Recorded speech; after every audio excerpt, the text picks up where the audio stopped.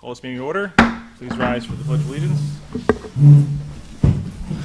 Pledge allegiance to the flag of the United States of America and to the republic for which it stands, one nation, under God, indivisible, with liberty and justice for all.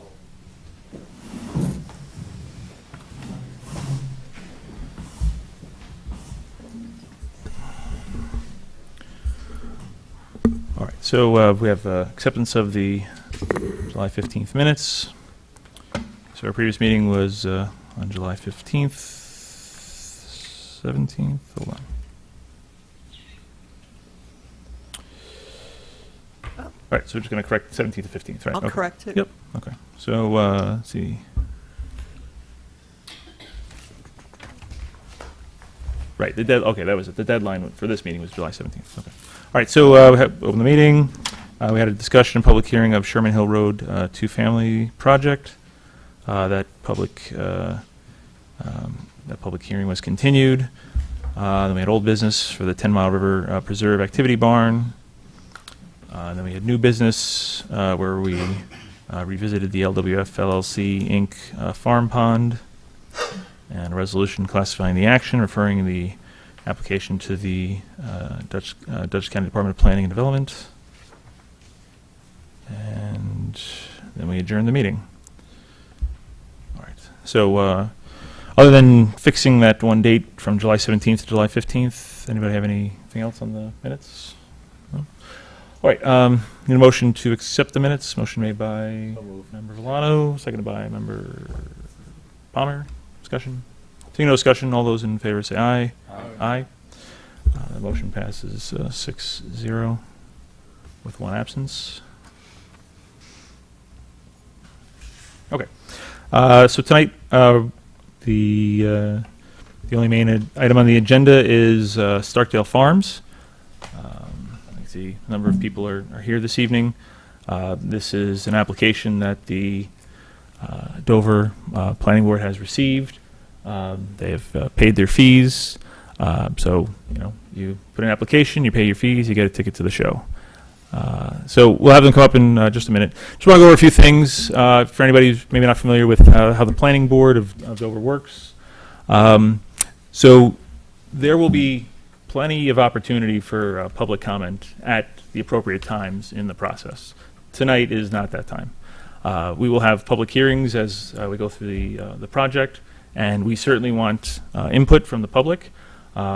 If you know our history with projects, many public hearings end up getting continued so that more can be looked at. People can come back and speak their mind for another 3 minutes, write another letter that gets submitted into the record.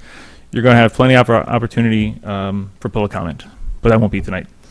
What will happen is we'll have the Starkdale Farms applicant come to the podium. They'll give their presentation. I'll have some questions, comments. Other members are welcome to have questions and comments, and then we'll go through our consultants, and then it'll come back to the planning board for any further questions or comments or discussion. So, all right.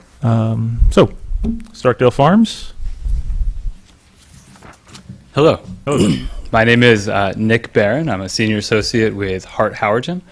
We're a group of planners, architects, landscape architects, interior designers working on Starkdale Farms, and excited to present this. Thank you for the opportunity and for having us here. We had a PDF. Yep. Let's see, there we go. And we'll keep it brief and leave room for some discussion with the team. But so this project, if you go to the next slide here, is very much rooted in this project vision idea of health and wellness and longevity. And these are ideas that have really, I think, evolved strongly, especially since COVID and in the post-COVID era, particularly with people being able to work remotely more and spending more time outdoors and more focused on their health, their wellness, their longevity, and focused in really a comprehensive manner, not just in a single element of that, but holistically. So the vision behind this is really looking at that, the next slide here, is looking at that and responding to some things that we're seeing globally, right? There's the movement of longevity and wellness, and it's really grown up to 2021 and then exploded beyond in, like I said, the post-COVID era. What this project specifically is doing is looking at health, wellness, and longevity, if you keep going here to the next page, as a new category of living, and one that is defined by the complete environment of the project. So this is not a singular aspect of nutrition or of one aspect of that or another, but looking at this, the project site, the design comprehensively, and how all of that can come together to really reinforce this vision, create a neighborhood, a project, and a community that really has an impact on the people that visit it, that your pulse goes down when you walk onto the site. You feel that along the entry drive. It all ties together and connects. It's based on this idea, these ideas of live layers that help create that complete experience. So if we keep going to the next page here, as I said, it's multifaceted, right? It's not just looking at nutrition or one part of health or wellness, but looking at it in terms of community and what it means for people to come together and how that promotes health and wellness. There's a social side to that. There's architecture and design sides to that. How can you design a space to bring people together and foster that health and wellness approach? Art, a culinary experience, mindfulness, all, like I keep saying, coming together to comprehensively address this idea and this vision for a community that is rooted in these principles. So I can speak a little bit now beyond the vision about how that starts to come together in the plan and with some of the early design thinking as we've drawn it thus far. Go to the next page. One more note on that, it's, as I say, multifaceted. It's also this idea that this is a place for all to come in all seasons of the year. I live not far from here. Every season is unique and beautiful. It has these unique opportunities. We want to work that into the project, the design, and create that recreational component of this throughout the whole project for all and through all seasons of the year. So a sample of that. We keep going here to the next slide and talk to the proposed plan. Go one slide further, please. Just to orient where this project is, it is between Dover and Pawling, about 10-15 minutes north of Pawling, just north of the Dover Oak. It's a 650-acre parcel for those who aren't familiar, and the Dover-Pawling line is right between the Starkdale and Farms wording there, project being that green square. West Dover Road goes right through the property and divides it east to west. Next slide, please. When we, as the planning team, look at a project, we start fundamentally with understanding the land and what's there and letting the land tell us a story that's existing. And we do that for many reasons. And as this diagram starts to show, on the site now, West Dover Road goes right through the middle. There are farm roads there. There are farms. There's forested hillside. All those things are there for a reason. They've all evolved like that for a reason. We take that information and we start to look at it and pair it with the vision that we've been discussing to really create, in theory, an environment and a project that is responding to the site conditions to create something really unique and special and create a really special and unique memory for anyone who comes there. So to the next slide then, we start to build upon that analysis and letting the land tell us what is there and what it wants to be, and pair with that the program and the vision and these longevity ideas and how that can come together on the site.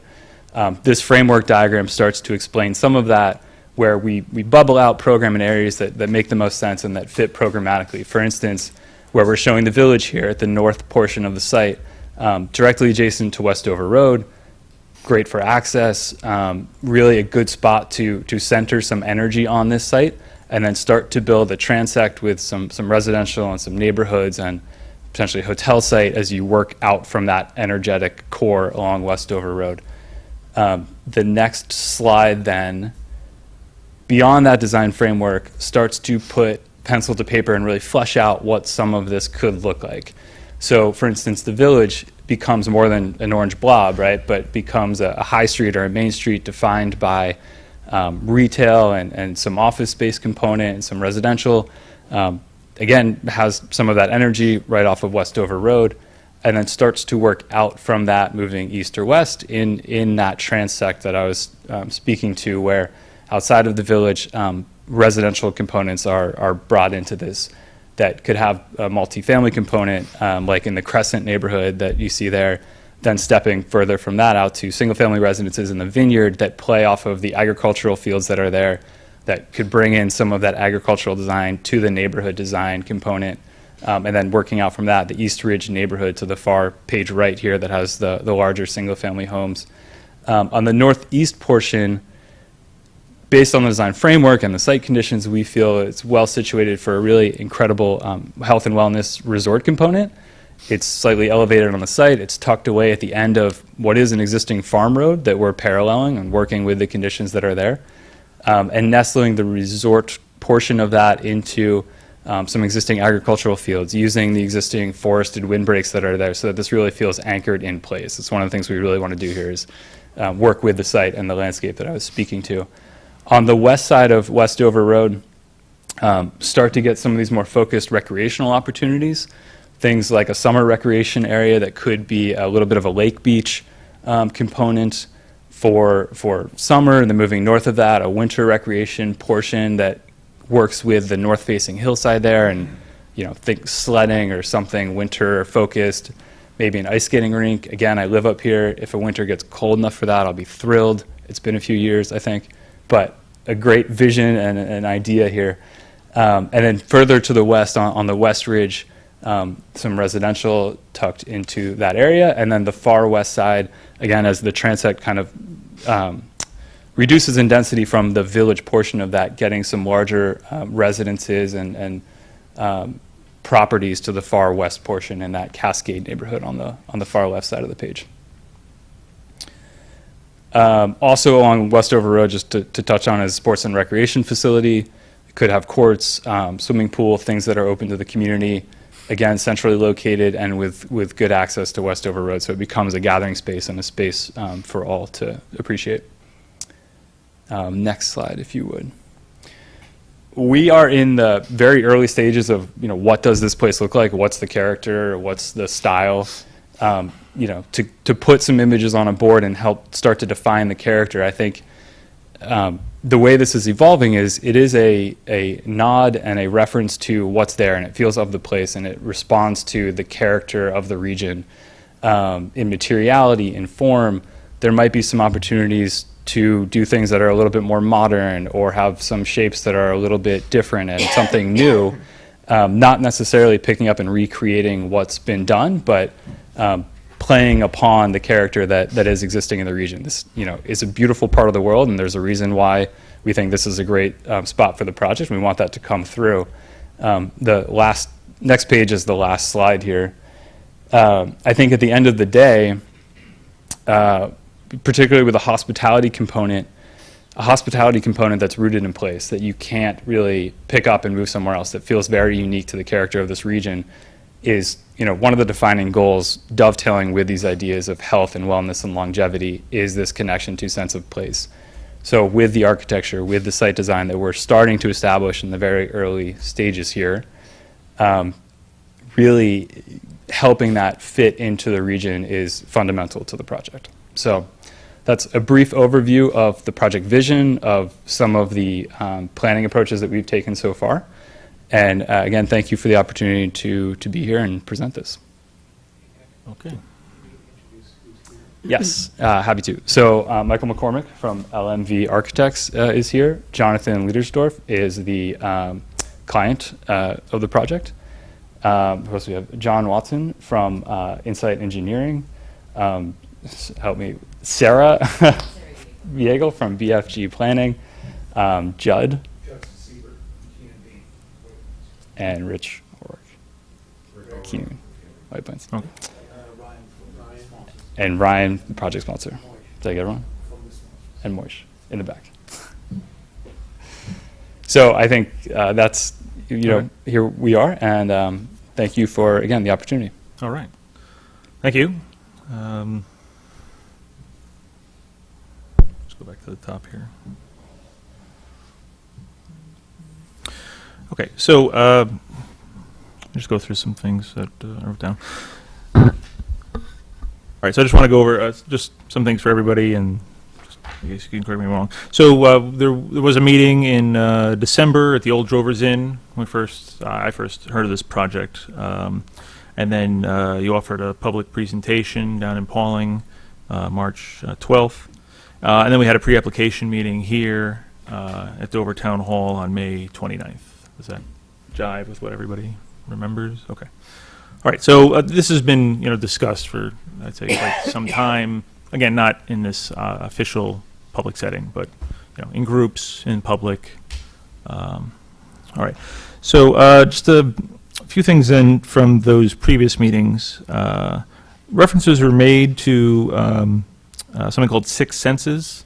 What is this project's affiliation, if any, with Six Senses? Zero affiliation. You have to speak at the microphone. That's the only way the system's going to pick it up. So. Zero affiliation. Okay, zero affiliation. Okay. Thank you. All right. And at those meetings, references were made to blue zones. I noticed that was absent today. So, anything about blue zones? The Blue Zone is a book which was the inspiration for the program for this project. Okay. It still is. So inspiration, but Yeah, it's inspiration. okay, That's but there's nothing. There's no official tie-in with a blue zone. No. Okay. All right. So blue zone is an inspiration. Okay. Thank you. And this was previously called Starkdale Park, and now it's Starkdale Farms. I'm just curious about the Yeah, name correct. change. We just thought that it's there's something a little deeper and philosophically more correct about the farms because it produces from the land, and Okay. we really wanted to be connected to the land. Okay. So we thought it's the appropriate name. All right. And it's previously been called Starkdale Farm. So, okay. Yeah, exactly. All right.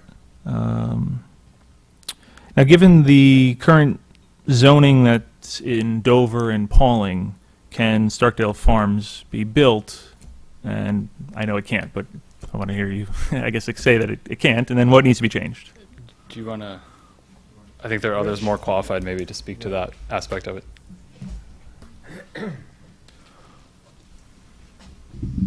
Yes, good evening. Evening. Richard O'Rourke from the law firm of Keen and Bean. Some very familiar faces from over the years. Yes. One of the things that's very important to us is to make sure that not only can Jonathan's vision be implemented, but we need to have the framework created properly so in terms of zoning and land use. Fortunately, your comprehensive plan from 2022 sort of opens the door in many respects to the very things that we wish to accomplish by way of zoning. And in particular, you did talk about an economic development zone being something that the town is looking for. Obviously, what we have here is a mixed use, which includes non-residential, fits beautifully in terms of what your vision was for the comprehensive plan. The actual implementation of that, however, your town has not yet adopted an economic development zone, nor a PUD that would incorporate an economic development component. So, Just if you could, we don't like acronyms here, so if you could just. I'm sorry? PUD. If, the public doesn't understand acronyms, so if you could just, okay. So PUD is, I apologize. I want to make sure I answer your question properly, but Right. but Define oh, PUD. I'm sorry. Definition I'm of an sorry. acronym. I apologize. Acronyms is what I've been living with for Sure. 40 years as Right. an attorney. So right, and acronyms All are a right. way to keep people Yes, separated okay. from. a planned unit development, that's Planned what a unit PUD development. Thank you. is.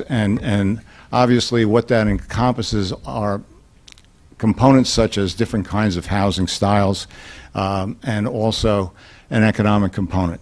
So a planned unit development would be something that is done on a much larger scale as opposed to a small piece of property. That is precisely what we think this property lends itself to, and that's what we would like to do. And I think based upon what we saw in your comprehensive plan, you want to do it too. At least that's what the people that were on that committee thought. So our intention here and what we would like to do, and knowing that that is part of your intention, we want to work collaboratively with the town to develop the exact zoning, planned unit development with an economic development floating zone as a component to that, and we want to work collaboratively with you to put together the bones and the provisions that are necessary to implement that. To do that, we would respectfully request that you give us the opportunity and allow us, our consultants, our planning people, to meet with Aaron, AKRF, meet with Victoria, with Joe Berger, and so that we could dialogue, collaborate, come forth with a proposal for zoning that is something that we think would be something that would implement precisely what you want and would recognize the vision that we have. So the ask is that permit us to work with them, and we'll try to come up with something that might perhaps allow us to move forward in an expeditious fashion. And it's not unusual to allow for people to commiserate like this and try to develop a proposal. I mean, it sounds unusual to me, but you've had experience with this at other projects? Yes, Where, yeah. Okay. What happens is this, and I know, Ryan, you were a town board member and you were here and town supervisor for other development projects. What happens oftentimes is that we make a submission, an applicant makes a submission, and then obviously the consultants to the town make comments. Those comments then have to be answered, yet another submission is made, and there's a lot of time and effort that goes into back and forth, and it sort of elongates the process. Right. What we're hoping for is that perhaps if we meet collaboratively, we talk about it and we try to develop something that works, we think works, and still will need to be fine-tuned, but at least it would allow us to move more expeditiously, and I think probably realize all of the objectives that both the town has and we have. So. Right. Well, I mean, as you know, it's not up to the planning board to adopt any zoning. That's up to Oh, the no, town board. I certainly. Yeah, and I think the concern might be that if you work collaboratively with our consultants, and then the town board could say, well, we decide and we don't like that, then you've probably wasted a lot of time, potentially. Well, I would hope that whatever we do is something that, along the lines, obviously, this is something that will take time to begin with. Right. And clearly, there will be work sessions, formal petitions will be submitted.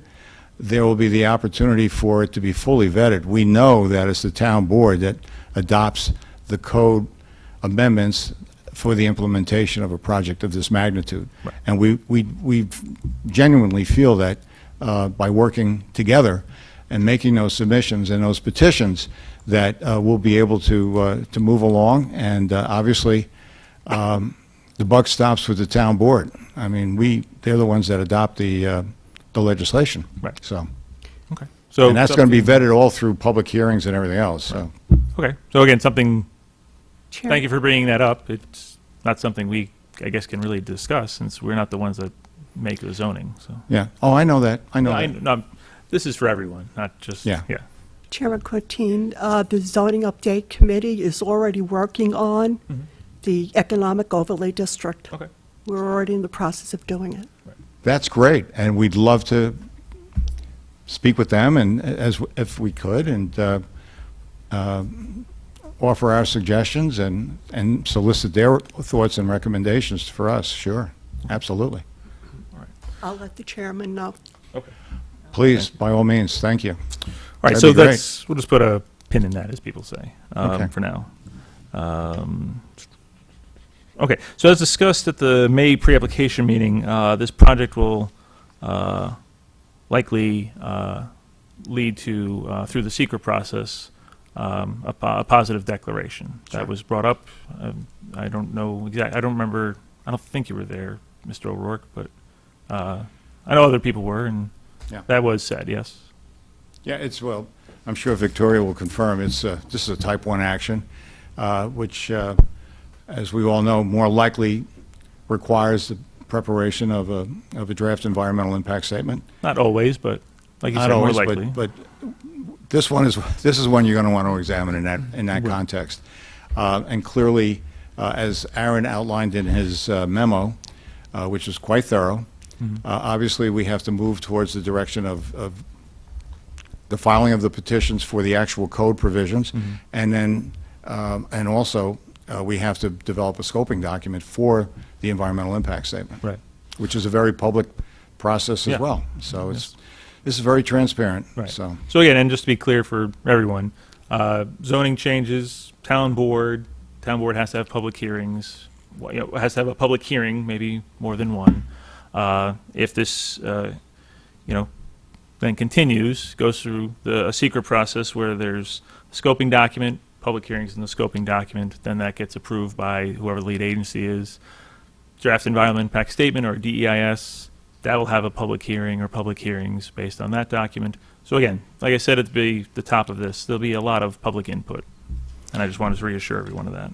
And then, of course, the planning board, depending upon how the legislation is drafted, would have to pass upon the Right, site for all of plan- our site different plans and everything approvals. else. Yes, Sure. there's public hearings for our Yeah. approvals as well, so. All right. Do you have I have a few more questions, but just kind of finishing off my document here that I wrote up over the weekend. Do you have a timeline as to, we're meeting tonight, and then what's next? What do you see as your timeline? Interesting.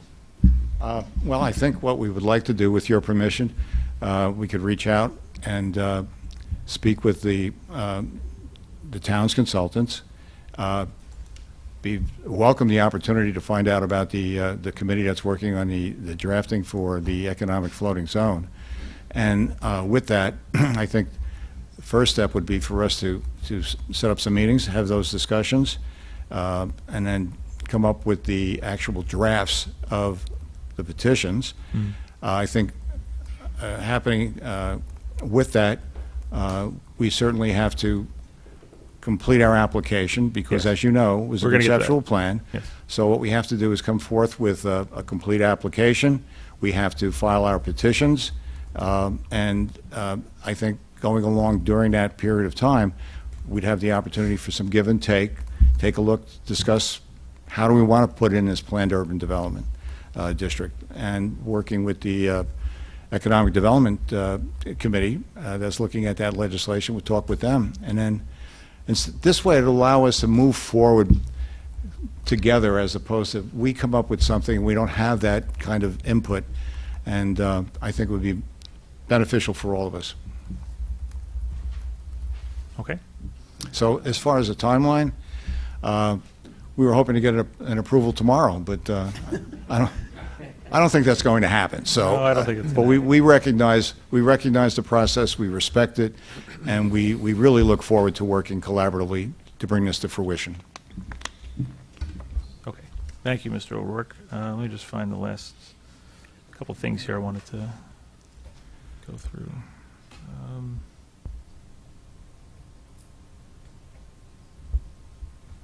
These are just maps. No, it's not that. Sorry, I'm just trying to find the exact correct document here. Okay, here we go. So as you alluded to, there's still a lot of work to be done. There's quite a few things that say future submission,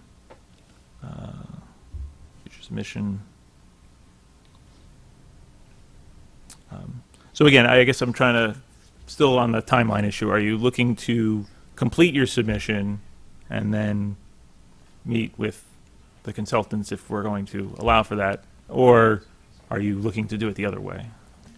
Well, I think what we need to do is obviously go through your checklist for submission, make sure that we make a complete submission. Along with that, in terms of a timeline, I think we'd like to begin the discussions to formulate the zone change petitions that would embody the planned urban development, PUD, legislation, code that would be required, and encapsulate within that, as you said, in your comprehensive plan, the economic development floating zone, which you don't have yet, but obviously a committee's working on it. It'd be wonderful if we just work together on this and incorporate that into our petition, and that would move it along. So timeline, we have to complete your checklist for a complete submission, and I'd like to be able to reach out, speak to Aaron, Joe, Victoria, and with Nick, and let's talk about, give you some things to look at, and formulate a zoning code that Okay. implements what you want All right. and what we need. All right, so like I said, we'll discuss that. And again, just not nitpicking here, PUD is planned unit development or planned urban development? Well, it's planned unit development. Forgive me if I misspoke. That's okay. Yeah. People might hear the word urban and then think, I meant- you're building I- a small city. I meant planned unit Unit development. development, okay. I'm sorry. No, I just wanted to be clear what No, we're all talking about. Yeah, you said planned unit development, then you said planned urban development, and I just Right. wanted it to be clear for everyone. Right. This is the problem with acronyms sometimes. Okay. One last thing I think just some people might be wondering about with this is the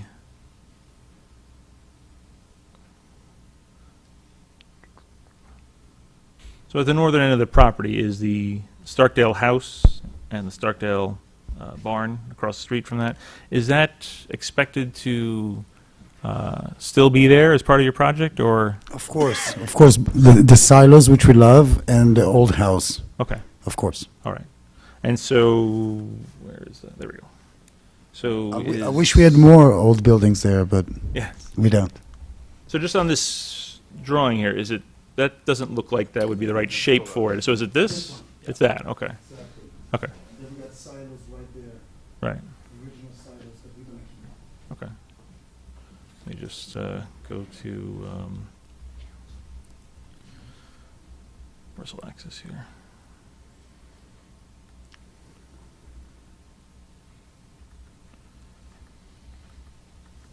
You're actually building something on a town line, makes it very easy to find this place.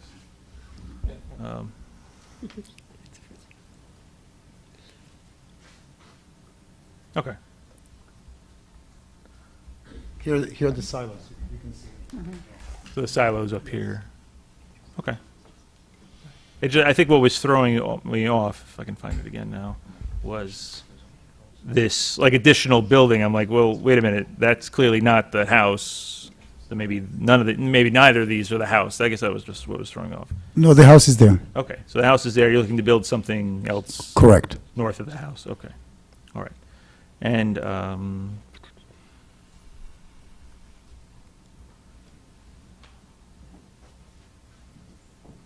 okay, I guess that's it for me for now. Thank you. We'll go through the members of the planning board to see if they have any comments or questions at this time, and then we'll go to our consultants. Member LaRobedier, Yeah, I'm, close to the mic. I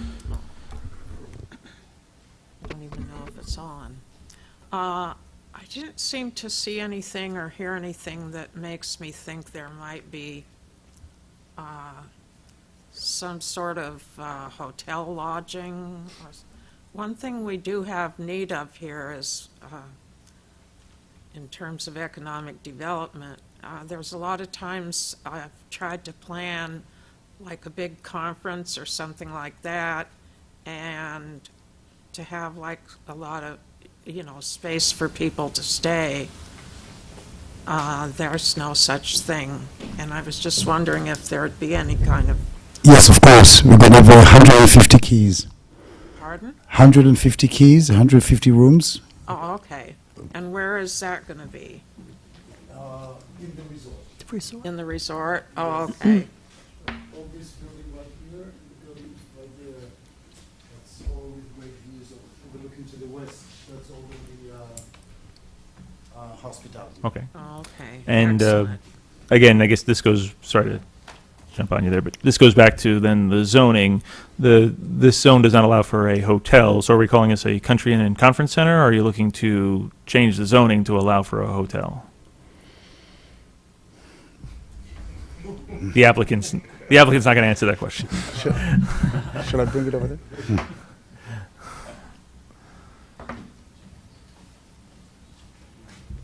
I'm not as speedy as I used to be the last time I was down You're here. also Richard. You were Rick. I don't know what happened. I'm Rick. Oh, okay. Yeah, all right, so. Thank you, Mr. O'Rourke. Go ahead. You know, that's something that I think we have to talk with Jonathan about in terms of his vision. This is really, I mean, this man has looked at this thing so wonderfully. And the concepts are something that this is an integrated community, and the fact that it's Starkdale Farm brings in the whole idea of this being a community based on principles of longevity and things of that nature. Now, as far as the hotel and his vision, I can't speak for that. I mean, I don't know how. We would like it to be a hotel. It's a resort. People Okay. stay for a night, for 7 nights. It's a resort. Okay. Classic hospitality. Okay. So a resort with a hotel. Got it. Correct. Okay. Thank you. Please continue, Member Robadier. Well, that was the thing that sprang to my mind first. So we are happy that we can support your the needs of the community. I've been working on, we were working on the same committee worked on the comp plan that's working on the zoning plan, and I'm on that committee.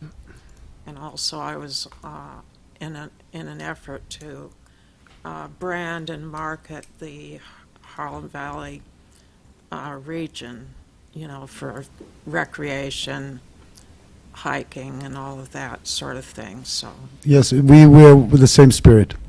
okay. You have the Appalachian Trail right there, too, Correct. yeah.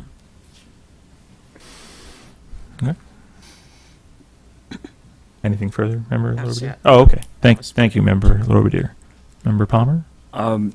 Just, I know it's very early on. Have you done any analysis as to how this would impact the schools, the local schools, as far as population of students?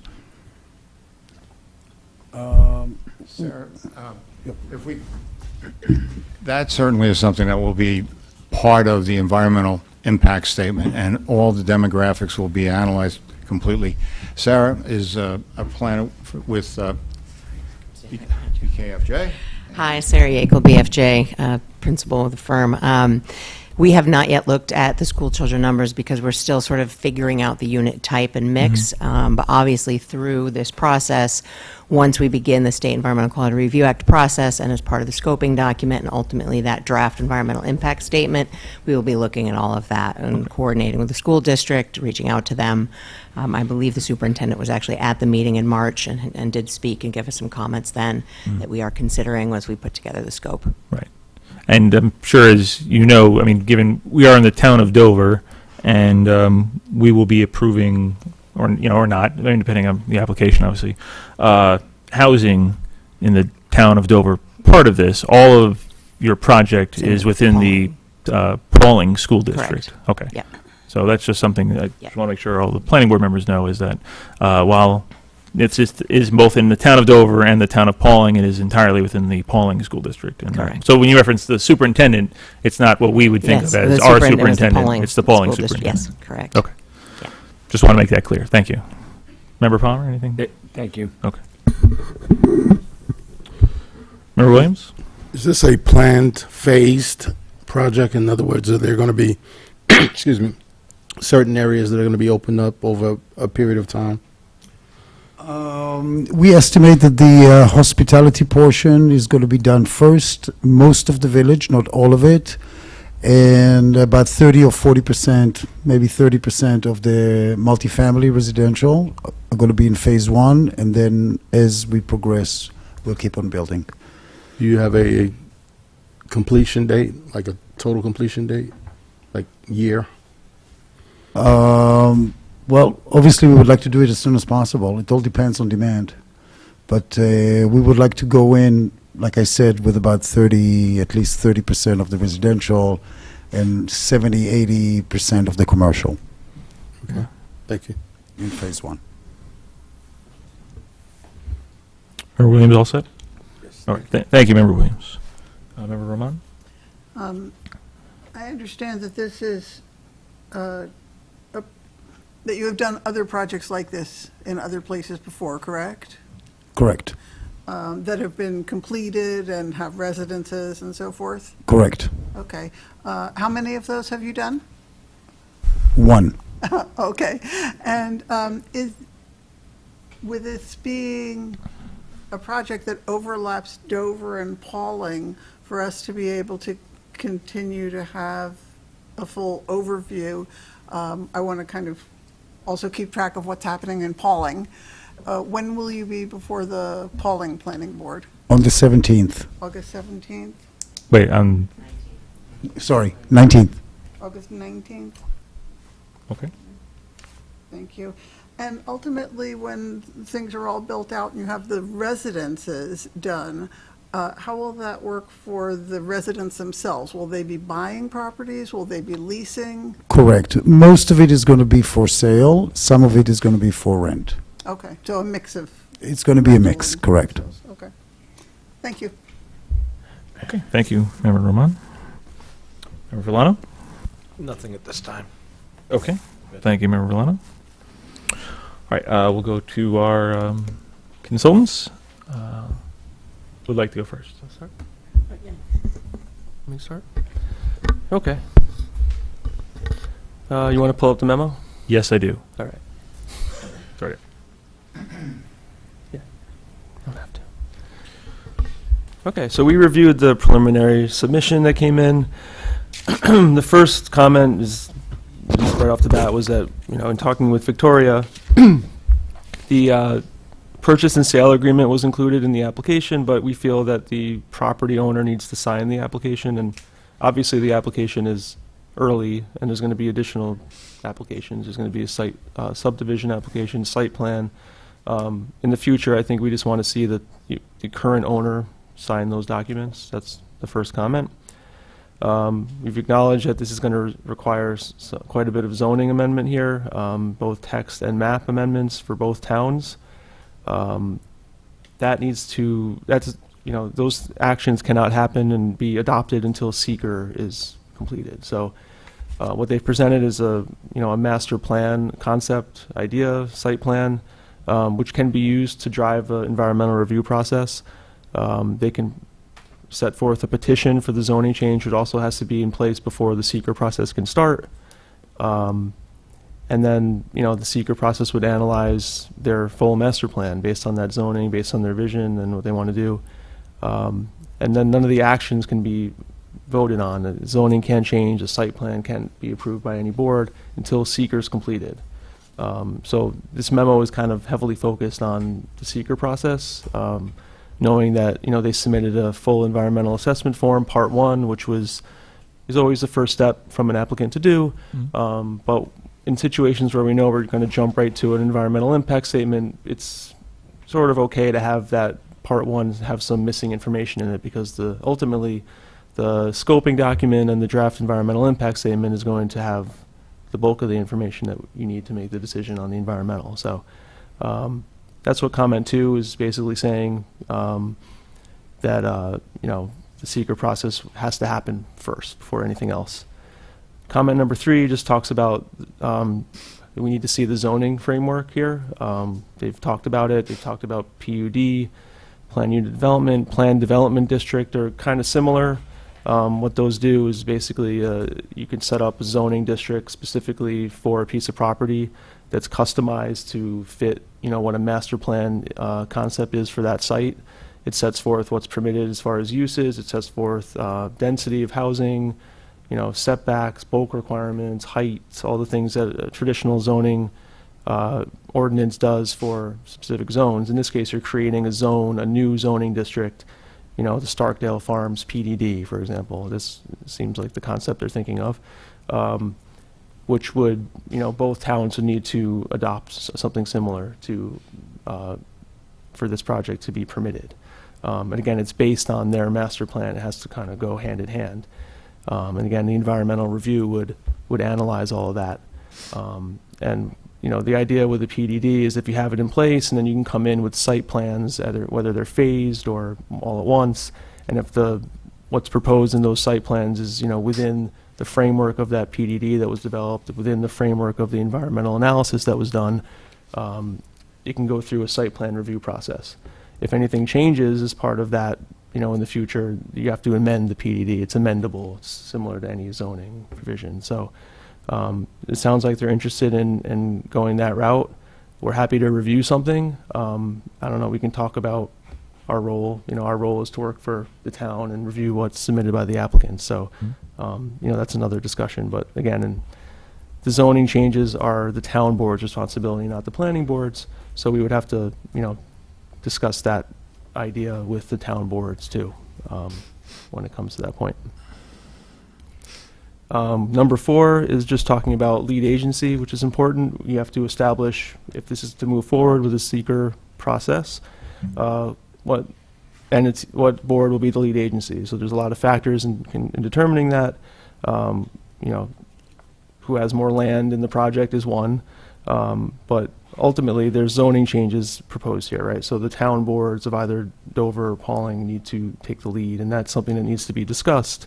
In this case, there can be, the town of Dover town board both have, the town board and the planning board both have approval authority over this.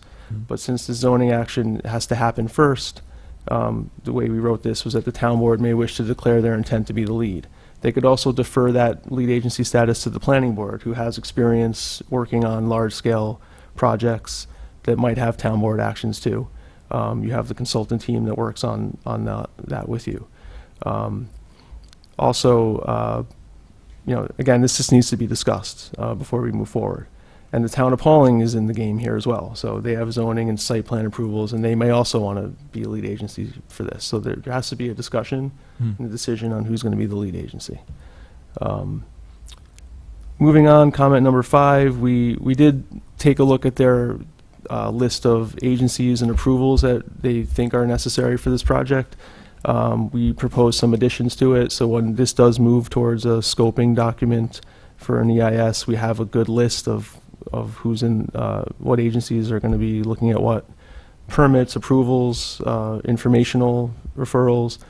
So we took their table 4 from the EAF, we added some agencies, reviewing bodies, and actions to that list. Those are the bold and italicized text. Everything that's not bold or italicized was in there already. And then we also struck some things that aren't applicable. So as you can see, we added in, the school district for Pauling. We added in the emergency service providers for both towns. We mentioned the ZBA might be interested if there's variances down the line that are necessary. Town of Dover doesn't have a wetlands permit process, so that should come out of the list for the town of Dover. And then we added, it goes down the list for local, county, and state. So, as we get closer to a scoping document, this will be refined further, for sure. So then moving along to number 6, we just talk again about seeker. Again, we have this part 1 that's mostly incomplete, but again, that's typically the case with a large project. It's going to jump right to a positive declaration and a scoping document. So we would like to see the EAF part 1 at least cleaned up to, have these approval agencies, this table updated. And most importantly is a draft EIS scope, which is basically the blueprint for how the environmental impact statement is going to be written, what topics it's going to cover, what analysis it's going to cover, what the build year is of the project, how many phases it's going to have. All those things are going to be defined, and that scoping allows a public hearing so that the input on the scope can be given by the public before it's finalized. And once that scope is adopted, that serves as the outline for the environmental impact statement that will come in as a draft environmental impact statement, and then will be subject to review by both towns, review with a public hearing involved. So we listed off a number of topics that we feel the EIS should cover. Those are pretty much everything for a project like of this size, and it runs the gamut of the common seeker topics. There was also a scope advanced on this site for an old project 20 years ago called Wind Rose that covered a lot of the same issues, given all the natural resources that occur on the site and the size of the property and the size of the project. So these are just the topics we've listed. It was like 15 years ago. Oh, sorry. And the EIS process also requires alternatives. So, we're not there yet, but we can talk about what those can be when there's a scope in front of us. Then the last couple of comments, we just took a look at what they did submit along with their EAF. They had a natural resources habitat report prepared by Mike Nowicki of Ecological Solutions, who we're familiar with. Just calling out that it seems like they're really just focusing on state-listed species, but we didn't see everything talked about. We didn't see federally listed species discussed, and there's some federal involvement here, being that there's the National Park Service is going to be interested in this due to the Appalachian Trail proximity. So just noting that. We also, number 8, just, they did submit a wastewater flow summary table. Insight submitted that, which provides some preliminary numbers on water and sewer demand. Again, utilities is something that's required to be covered in the EIS. So all that has to be analyzed in detail. Who's going to provide the services, how much demand is there going to be, if there's impacts, what are those mitigation measures to make sure that it can be served. So that's all I really have for this initial discussion. Okay. My recommendations were we discuss it, talk about next steps. We feel that there should be a pretty sizable escrow deposit in for all the consultants on this, starting with $25,000. I think is appropriate just to start the discussion of getting EIS scope reviewed and covering this attendance at a scoping hearing, things like that. And again, those can be increased, obviously, as the project moves on. But I think that's an initial amount that we were thinking of asking for. Okay. All right. Thank you, Planner Werner. Whomever. This is early on, but some of the 3 topics I think just to discuss with the board. We have water, sewer, and storm, obviously. Water, they're proposing to use wells. So you're going to need to have a transportation corporation or some other method to discussion of that as part of the EIS. Some well drilling and all that stuff will be part of your scoping document of how much water is there, how much is needed. Just that's a lot more a thorough analysis that will be presented during the EIS. As far as sewer, you're presenting that the Pauling sewer will provide sewer, or will accept your sewage. I know they have capacity, but half the sites in the town of Dover, so the legality of how you're going to be doing that should be presented to the planning board of not just how, but maybe a starting process. Because even though the Pauling side may be in the district, the town of Dover is not. Stormwater is a little more complicated in that we are not an MS4 in town of Dover, but Pauling is. Unless you're going to have specifically separate storm sewer systems that are separate by Dover to Pauling, which I highly doubt. You're going to probably having a mixture of the flow. The stormwater will not stop at this town line. It will flow through the towns. So we're going to have a stormwater report. Obviously, a project this size has and won't use an acronym, but it's a SWIP, which is a Stormwater Pollution Prevention Plan. MS4s, or Municipal Separate Storm Sewer Systems, as by law, are certain towns, which Dover is not, has to comply with the SWIP, or Stormwater Pollution Prevention Plan. We in Dover have what's called the Chapter 65, which is our version of that. But we don't have the strict compliance with the state. But we do have a very hardy Chapter 65, so your stormwater plan will probably integrate those 2 different. We have some separate requirements that the SWIP doesn't. The SWIP does have separate requirements that we don't. So you'll incorporate both of them together into what I would think would be a very comprehensive stormwater plan to show how it's accomplished, especially with the size of this project. And those are things along grading and all your other utilities and things, obviously, as we move forward, will be part of your EIS, environmental impact statement. Mr. Chairman. Thank you, Engineer Berger. Attorney Polidoro. just following up on a few comments. Just in case it wasn't clear for the board, the seeker review will be a coordinated review, which means that whichever agency is chosen or designated as the lead agency will be doing the review for the entire project, the portion in Dover and the portion in Pauling. So Tamara, as you said, you want to keep up with what's happening in Pauling. If this board is lead agency, you'll be required to study the Pauling zoning change, everything that's going on in Pauling, and everything that happens in Dover. So it's going to be a coordinated review. You know, it's common in this community for the planning board to do the seeker reviews on a day-to-day basis. We'll have to have a discussion about, you know, where this project goes. Right. It's a premature discussion, though, because we don't have a zoning petition. So what's been proposed does not comply or fit in with your town zoning. So it's really the obligations on the applicant in the first instance to come up with a proposal explaining their concepts. You know, we heard a lot about the big picture concept of health and wellness, but on paper, what is it that is actually being proposed? What is the smallest lot size? How many stories is this hotel going to be?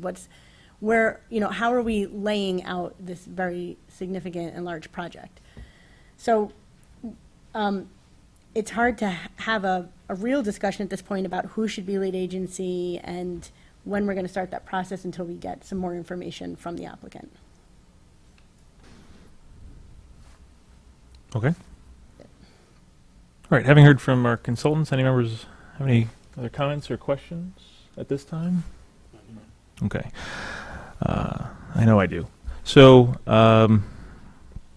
on the lead agency question, and I think it's apropos giving the site that this was the Windrose site from 2009, and there was a zoning change proposed that the town board did approve, and then the planning board was the lead agency. I mean, that obviously, because we're discussing this, that project didn't happen.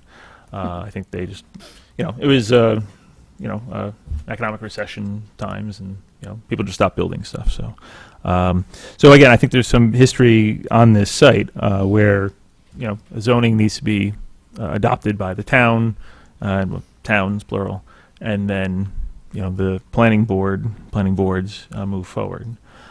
So I think that's there. Have you looked into, like, is Pauling going to accept, I guess just to make it very simple, have you looked into about the idea of Pauling having to accept sewage from another town, or is that just so premature at this point? Because I guess the question is, if it's not going to Pauling, where's it going?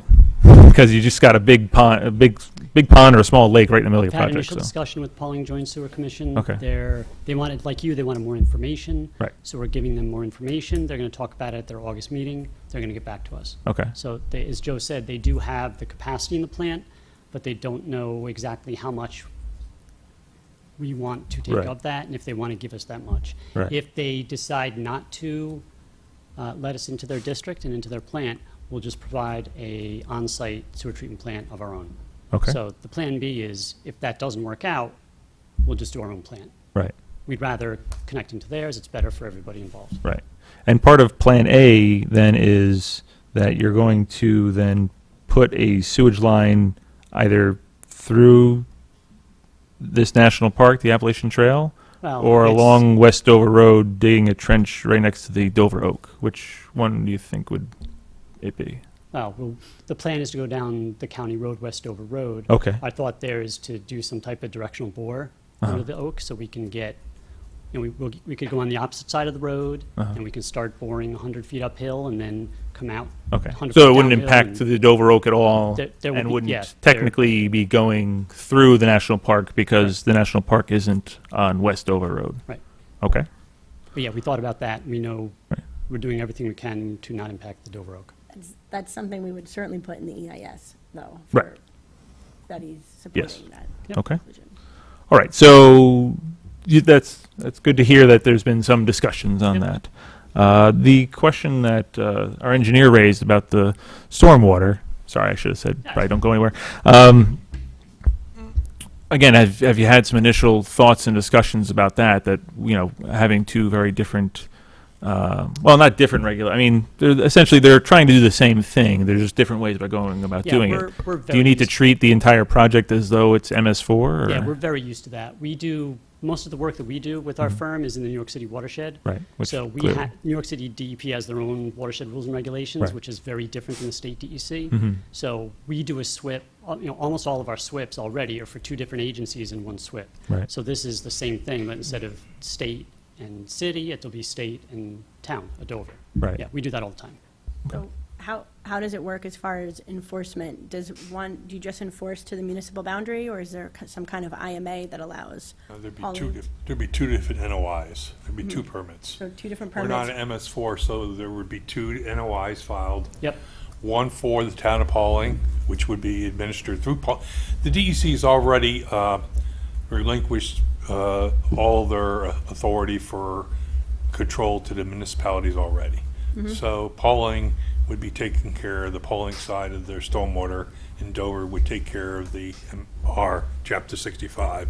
But either way, there'd be two different NOIs, which is notice of intent, which is the initial application before the Department of Environmental Conservation, DEC, which issues the stormwater pollution prevention plan permit to for Pauling, for the Pauling section.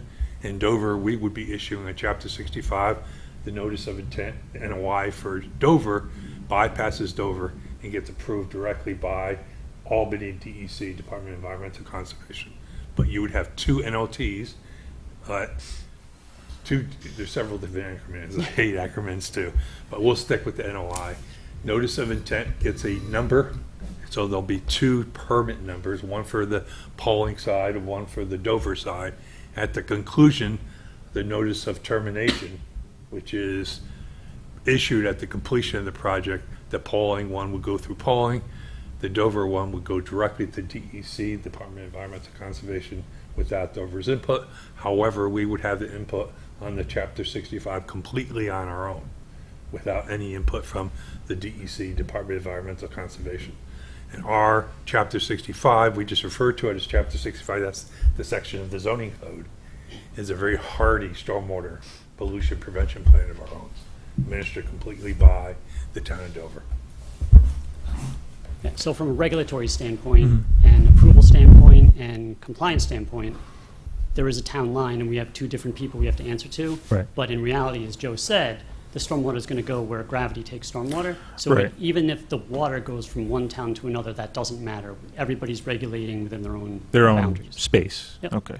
Because looking at the topo lines, I mean, it does look like nearly every drop of water on this project is going to flow eventually north, further into the town of Dover. Correct. Sure.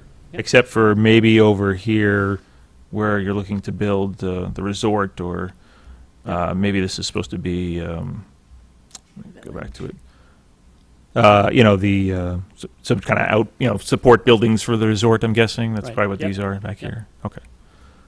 So it does seem like 90 whatever % of the raindrops are going north through Dover. Yep. Okay. All right. And then, all right. And so I guess we just got to go back to what they are suggesting in terms of working collaboratively on the zoning. I mean, again, I think I'm just looking to see what your thoughts are. A concern would be that you come up with some zoning in collaboration with them, and then the town board says, we don't like that. And then they say, well, wait, consultants for the town came up with this, so... Yeah, I mean, we're always And- happy to right. work with applicants on issues like wordsmithing, fixing how something fits within the confines of the code on what they're Right. proposing. But this is a really large project, and I think the applicant has to come up and plan their own project in the first instance, Mm. and then we can comment on it and, available for questions. Right. But I don't think this is a situation where the town should act as a co-applicant or. That was, forgive me. If you could clarify. Forgive me, that was not my intention here. We know what you are doing and what you have done by way of the economic development floating zone that's in your comprehensive plan. We believe that a plan unit development approach makes sense, as Aaron has pointed out as well. We know that Pauling has a planned development district, PDD zoning in place already. What I'm saying is this: we will come up with the drafts, but Okay. and we will. We're not asking you to be a co-applicant. What we're suggesting is, this is such a large project. We want to make sure that we do it properly and as quickly and efficiently as possible. So what I'm saying is that perhaps what we do is we work through drafts. We come up with drafts. We have an opportunity to chat with you about that, see if we can tweak it a little bit before we make a full submission, and then we're locked into the month-to-month review. So I'm just suggesting that initially, not co-applicant, but I know you weren't suggesting co-applicant. I was just saying that's what it would It could be feel taken like. that way. That's, So- I think, what she's getting at. I mean, again, I'm happy to give you some feedback, but because this is such a large project and so much is going to depend ultimately on the studies that you produce and getting Right. through the EIS process, I don't think we're going to be able to give you substantive comments on what you're proposing until we're further down that path. Okay. Do we do a PDD? Do we do a PUD? I'm some basic threshold questions so that, we're not creating something out of whole cloth here that you come back and say, wait a minute, you're barking up the wrong tree here. All I'm suggesting is that we have the opportunity to chat with you a little bit about it up front, so that before we submit the actual petitions, we are sort of on the same road as opposed to two different interstates. I just want to make sure that we move it forward. I hope that clears up what my suggestion is. Yeah, again, I mean, I think, I don't think anybody is opposed to a back and forth, but again, my recollection of, again, the Windrose project was, they realized they couldn't build the project they wanted to build, so they said, hey, we'd like to do this, and here's a proposal. And then there was some back and forth about, well, maybe you want it to read like this or read like that.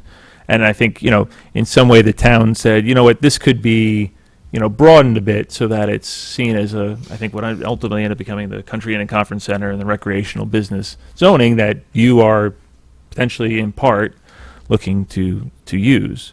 So, certainly the town board, could take your ideas and say, we like your ideas, we're going to broaden it. They could say, Sure. We hate your idea, thank you.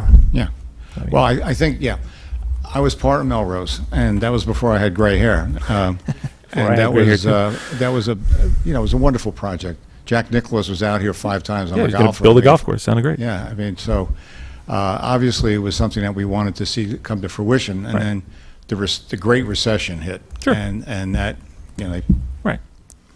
fell apart, Right. like But yeah, everything you- else. Right, but I think then your recollection would be that it wasn't the town board consultants who were like, hey, let's come up with the zoning No, and but we- together. It wasn't hand in glove. I mean, the only time we ever really do that is like with the smallest of applicants who are just kind of like, you gave me this big book and I'm just lost. And we're kind of like, okay, work with our consultants because we just need you to fill out this form and draw this drawing, right? I mean, We're going you're to come clearly up, well above that. We will come up with some drafts. Okay. My only intention by saying that is that we may want to pick up the phone.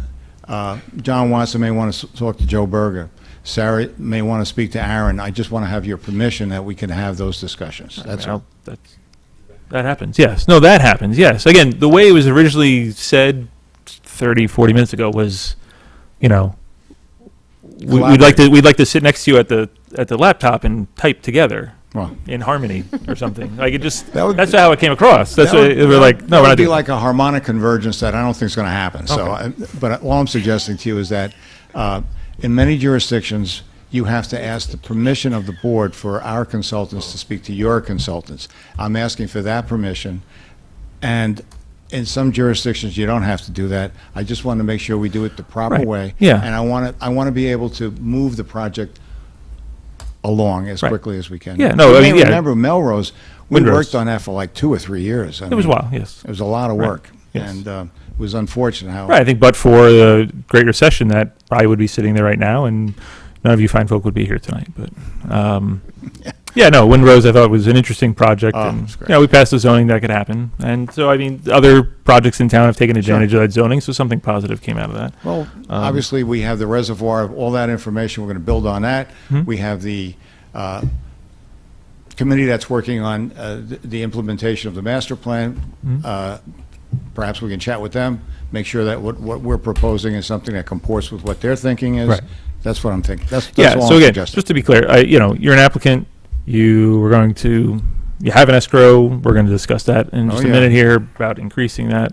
And, it's normal practice that consultants talk with consultants outside of the meeting. That's not it. There doesn't need to be permission for that. It just sounded like, again, you were just going a little above and beyond. That's all. Okay.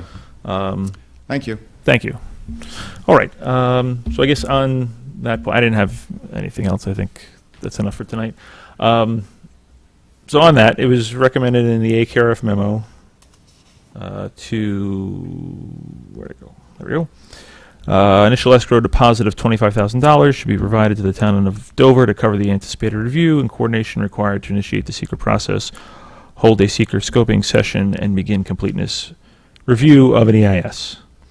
Okay. So again, really just establishing an escrow. We got to work out what that timeline ends up being, but there already is an escrow. There were original initial escrows for one. $5,000. Right, the initial They gave us escrow. $5,000. Okay. Yes. All right. So I'll make a motion to add to this escrow the amount of $25,000. Motion made by myself, seconded by member Roman. So much love. Discussion. So again, we have, rules about, how their consultants, review the escrow. It gets down to about, I think, 50%. Then it gets a replenishment. Any further discussion? Okay. None of you jumped out of your chair. Motion to, all those in favor say aye. Aye. Any opposed say no. Motion passes 6-0 with one absence. Before the meeting, after this memo, but before the meeting, we discussed having a site walk for planning board members. In part because we're not sure when you're going to come back, and we don't want to be climbing up a hill in the snow. So, which is a possibility, given how sometimes these things go. So, we typically do vote on when that'll be. And again, just to be clear for the public, it's their property, or they have an agreement to allow or not allow people onto their property. So whatever we vote on, it's for the applicant, our consultants, and members of the planning board to attend, not the general public. And we have a calendar? I mean, we can ask them to send us some dates after Labor Day, Okay. and then we can vote at the next meeting. That's true. We could just vote on the August 26th meeting. You wouldn't necessarily have to come back for that. It could be a lot to coordinate so many people. So, we're thinking after Labor Day. I mean, just as I'm going on vacation, other people are going. Sure. All right. So I guess if you could send us a number of dates, we either look at like a weekday evening or a Saturday morning. Engineer Berger would like to get out there at 6:15 a.m. if he could. So maybe not that early, but we'll figure it out. September is going to be a little later with the sun. That's true. 6:25. At least probably at 7 maybe. Okay. Now remember, Starbucks only opens at 7, so it's got to be after coffee. Okay. October 1st in deer season. Yeah, let's get out there before deer season. All right, so you'll send us someone will send us some dates, and we'll coordinate that. But we have our next meeting, which you won't be on the agenda, is August 26th. So we'll look to have a motion at that meeting to set up a site walk for that. All right, anything further that we need to go over or discuss with the applicant at this time? I mean, I guess it would be good to know, like, when we think we'd see you again, because well, we're not here next week, but I would think you're going to maybe flesh out your submission a bit more, and then we actually have more to discuss. So if you can just give us a sense of a timeline, and then it's really just, do you meet the deadline, then you're on the next meeting. If you don't, then you're on the meeting after that. So, but just looking for a sense here.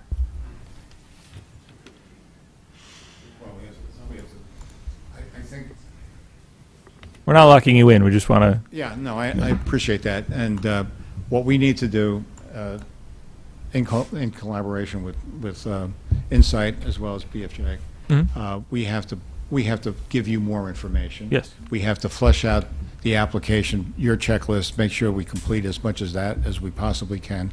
And then obviously, we'd like to have some preliminary discussions about how are we going to implement the economic development component to the floating zone. So with that, I'd say, Not before October. John's saying a couple of months. I think it's going to be a couple of months. Like, So you might submit something in October for November. that's what I'm thinking. I would like to be able to say earlier than that, but I don't want to. Okay. Yeah, again, if you submit something earlier than that, that's fine. That's fine, not- yeah. Yeah. But we want to try to give you a full complement of an application. Right. With all the details, and hopefully a lot of it would be, in really good shape. Right. But we recognize there's going to be comments and there's going to be an evolution through this process. Right. And so what we heard tonight was that you'll be presenting before the Pauling Planning Board in 2 weeks? Yes. Okay. Yeah. And they know that? Yes. Okay. Because, the information we had was that they weren't going to be hearing from you till September at the earliest? Like, they wouldn't be presenting to them at least till September, so. They did, okay. That's their business. So, and what, most of the time, the two towns have meetings on the same nights, the first and third Mondays of the month. So, obviously that'll take some coordination. It's possible that maybe we'll look to have a joint Pauling Dover Planning Board meeting. That will probably have to take place in some school gymnasium or something, I would guess. I mean, I went to your meeting in March. That was a lot of people. So, and, we've done that before. We've had, Dover Knowles, Cricket Valley Energy. We've had hundreds of people show up. So, nothing new. All right. Anything further we need to go over? Consultants, members of the planning board? No. Okay. All right. Thank you. Thank you very much. We will see you, we think, this year. Yeah. All right. Thank you. All right, so our next scheduled meeting, if you remember, was moved to August 26th. The deadline for that is Wednesday, so you have 2 days. I will, obviously, we moved it in part because I won't be here 2 weeks from now, so is there anyone else who may not be here? Member Williams, you won't be here on the 26th, okay. You will be here? Okay. All right. You're not sure? Not sure. Okay. You never know. I mean, Sure. It's just, I might be dead. well, okay. So the only reason I bring up, there's potentially an applicant, I mean, they have till Wednesday to submit their application that I might have to recuse myself from. So it would just be obviously important that there then is 4 other people, members that could be here. So, okay. And then we have a meeting on September 16th with a deadline of August 28th. Okay. And so as of right now, for the meeting on the 26th, if you could just help me run through what We have 2 public hearings, Continuation of the Sherman Hills 2-family, right? Okay. and LWF All right, LWF, LLC. the farm pond. We Okay. have 10 Mile River Preserve, The barn. Okay. and we have extension for Holland Valley Homestead, Right. There's 2, site One or two plan, resolutions? and erosion and 2. sediment. Right. Okay. Yeah, And then we just received an application. just received one. Okay. Well, we're thankful you're not going to be here in 3 weeks because that meeting will go very long. So, all right. Motion to adjourn.